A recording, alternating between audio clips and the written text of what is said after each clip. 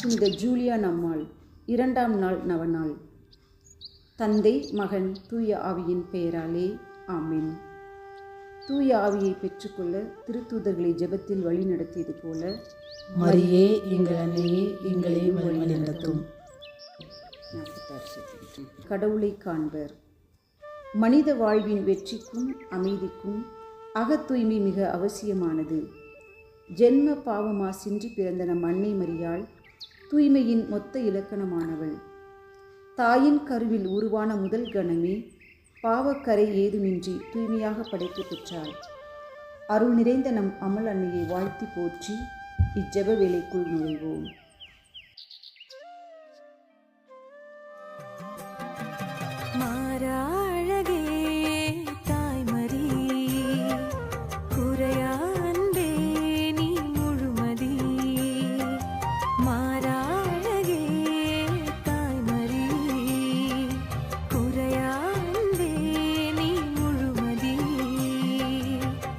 உள்ளம் உன்னை தேடி வந்ததே, உன்னை கண்டு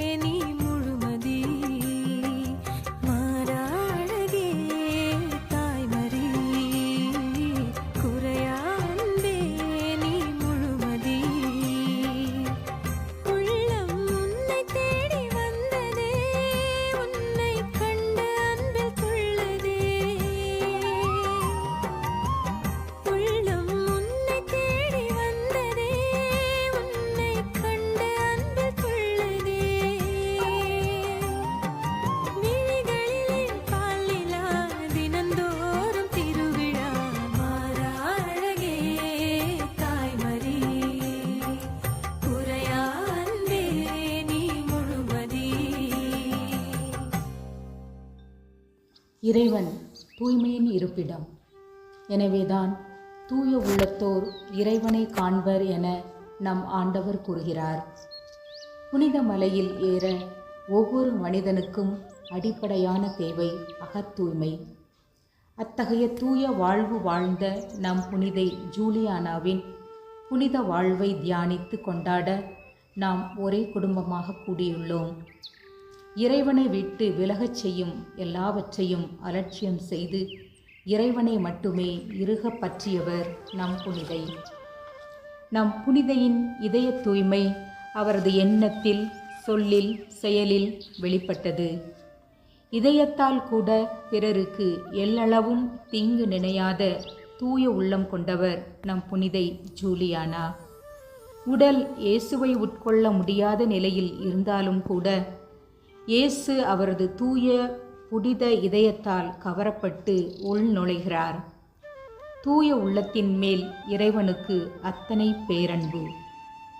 இறைவனுக்கு மிகவும் பிடித்தமான இடம் தூய உள்ளம்தான்.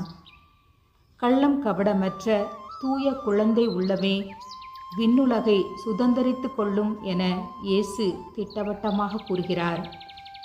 பணிச்சுமைகளாலும் உறவு சிக்கல்களாலும் மனம் கரைபடும்போது இறைவனின் பிரசன்னத்தில் அமர்ந்து அவரது பேரருளால் மனதை தூய்மையாக்கி கொள்ள நம் புனிதை நமக்கு கற்றுத்தருகிறார்கள். நற்கருணை நாதரின் மேல் நம் புனிதை காட்டிய பக்தி ஆர்வம் அவர்கள் இறை அன்பிலும் பிறர் அன்பிலும் மேலும் மேலும் வளரச் செய்தது. மன தூய்மை பயிற்சி நமது மனப்பான்மையை மாற்றி மனநிலையை உயர்த்தி நம் கண்ணோட்டங்களை விரிவடையச் செய்கிறது. எனவே இறைவனையே வாழ்வின் ஆதாரமாக கொண்டு தூய வாழ்வு வாழ்ந்த நம் புனிதையை போற்றி பாடுவோம்.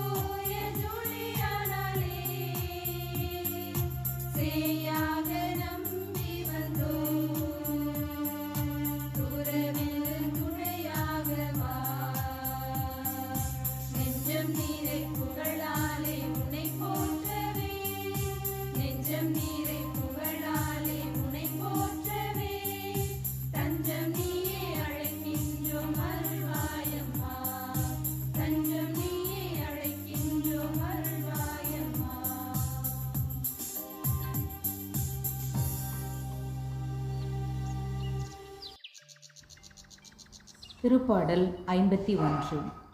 கடவுளே, உமது பேரன்பிற்கேற்ப எனக்கு இரங்கும். இதோ நீர் விரும்புவது உள்ளத்து உண்மையையே. மெய்ஞானத்தால் என் மனதை நிரப்பும். ஈசோப்பினால் என்னை கழுவியருளும், நான் தூய்மையாவேன். என்னை கழுவியருளும், உரை பணியிலும் வெண்மையாவேன். கடவுளே, தூயதோர் உள்ளத்தை என் உள்ளே படைத்தருளும். உறுதி தரும் ஆவியை, புதுப்பிக்கும் ஆவியை என் உள்ளே உருவாக்கியருளும்.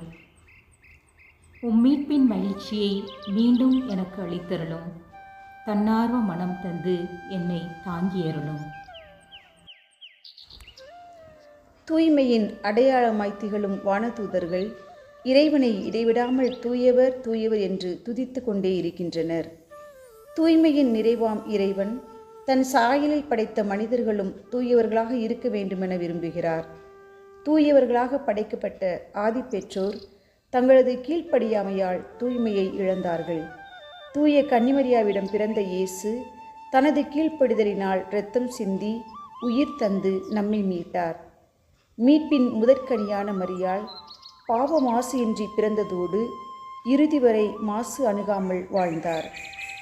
எல்லா புனிதர்களும் புனிதைகளும் தூய வாழ்வு வாழ்ந்து இன்று இறைவனை முகமுகமாக தரிசிக்கின்றனர். உடலை தூய்மையாக்க பல வழிமுறைகளை கைபேசியில் கண்டுணரும் நாம் அன்றாடம் இறைவனின் அருளால் ஆன்மாவை அலங்கரிப்போம். முற்சார்பு எண்ணங்களால் குழுவில் முறையான உறவுகள் வளராது என்பது முற்றிலும் உண்மை என உணர்வோம். எண்ணங்களை எளிமையாக்குவோம், சிந்தனைகளை சீராக்குவோம், கிறிஸ்துவின் மதிப்பீடுகளை பண்புகளாக்குவோம். இறை தூதர்களைப் போல தூய எண்ணங்களால் நிறைந்து நன்மைகளையே நாளும் செய்வோம். உள்ளத்தை தூய்மையாக்கும் பயிற்சிகளை நம்மிடம் பயிலும் மாணவ மாணவியருக்கும் கற்றுத்தருவோம். இயேசு விரும்பிய விண்ணரசை கட்டி எழுப்பும் கருவிகளாக வாழ அவர் கற்றுக் கொடுத்தபடியே ஜெபிப்போம்.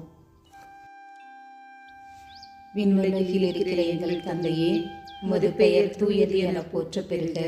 உமது ஆட்சி வருக. உமது திருவுளம் விண்ணுலகில் நிறைவேறுவது போல மண்ணுலகிலும் நிறைவேறுக.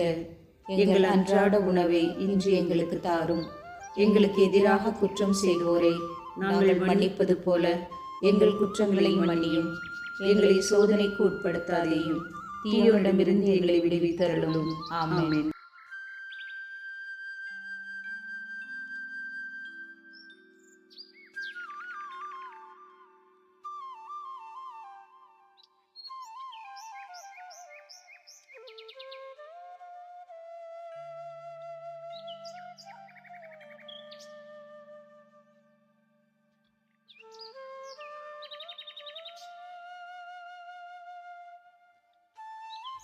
இதய தூய்மையில் சிறந்து இறை இயேசுவை இதயத்தில் தாங்கிய புனித ஜூலியான் அம்மாளே, எங்களுக்காக வேண்டிக் கொள்ளும். தந்தை, மகன், தூய ஆவியின் பெயராலே ஆமென்.